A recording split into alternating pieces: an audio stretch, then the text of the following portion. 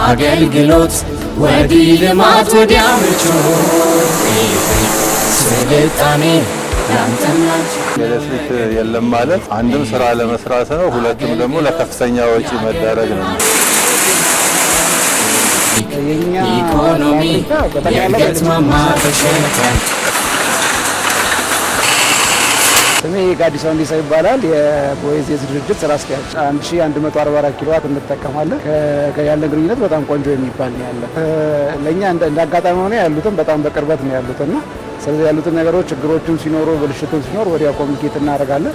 ባረግንበት ሰዓት ደግሞ ወዲያ መጥተው መፍትሄ ይሰጡናል። እውነቱን ለመናገር ማታም ቢሆን ቀንም ቢሆን በተለይ ያሉትን ነገሮች ያየናቸውን ችግሮች አንዳንዴ መብራት ሲጠፋ እኛ በቅርበት ያየናቸው ችግሮች ካሉ እንደዚህ አይነት ነገር እዚህ ጋር ተከስቷል ካለን መጥተው ወዲያው መፍትሄ ይሰጡናል በብዛት። ስሜ ግርማ ወልደ ትንሳኤ የድርጅቱ የቴክኒክ መምሪያ ስራ አስኪያጅ ነው። 1.85 ኬቪኤ ትራንስፎርመር አለ። እንግዲህ በዛ ኃይል እየተጠቀምን ምርት እያመረትን እንግዲህ በተለያዩ ጊዜ እንደ ሀገር አቀፍም እንደ አካባቢያችንም የተለያዩ ኤሌክትሪክ ችግሮች ይከሰታሉ። ችግሮች ሲከሰቱ አካባቢያችን ላይ ካሉ የዲስትሪክት ሰራተኞችና በማዕከልም ደረጃ እየተገናኘን የተለያዩ ሶሉሽኖች ይሰጡናል። ደንበኞች በማንኛውም ሰዓት በስልክ ያገኙናል። ቢሮ ላይ እንገኛለን።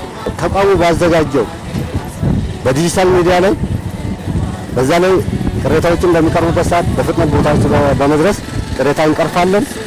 አሁን የተወሰነ ቢሻሻል ብዬ የማስበው እንደው ለሊት ላይ በተለይ ለሊት ላይ ከጠፋ አንዳንዴ ረዘም ያለ ጊዜ የሚወስድበት ጊዜ አለ። ሲስተካከል እስከ ጠዋት ድረስ ይቆይበት አለ። እኛ ደግሞ በምናመርተው ምርት ቶሎ መብራቱ ካልመጣ ያው ምርታችን ይበላሻል። ምክንያቱም የምግብ ስለሆነ የምናመርተው ማለት ነውና እነዛ ነገሮች ነገሩ። ከዛ ውጭ ግን ያሉትን ችግሮች ቶሎ ብለው ለመፍታት ጥረት ይደረጋል ማለት ነውና ያው ሶሻል ሚዲያውም ስላለ በተለይ ረጅም ሰዓት በሚጠፋበት ሰዓት ጊዜ የዛ ሰዓት ላይ በሶሻል ሚዲያውም ኢንፎርም ያደርጋሉ አካባቢውን። ከዛ አይተን ደግሞ ያሉትን ነገሮች ቅድመ ዝግጅት እናደርጋለን ማለት ነው። የኤሌክትሪክ ሚና በጣም ወሳኝ ነው።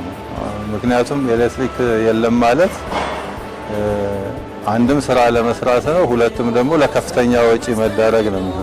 የኛ ፋብሪካ በጠቅላላው በኤሌክትሪክ ነው የሚሰራው። ማምረቱ ጠቅላላ ሙሉ ለሙሉ የሚሰራው በኤሌክትሪክ ነው።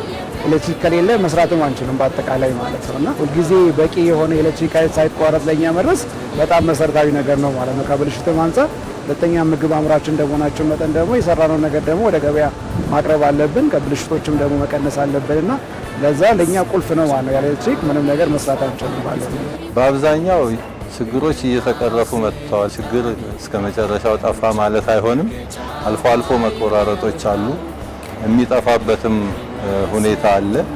እነዛን ቀድመን ብናቃቸው አንደኛ እኛ ተዘጋጅተን የሚጠፋበትን ሰዓት አውቀን አማራጭ እንወስዳለን። ስለዚህ የኮሚኒኬሽን ጉዳይ ካልሆነ በስተቀር በአብዛኛው በተሻለ ደረጃ እያገለገሉን ስለሆነ ይሄ ይቀጥል ነው።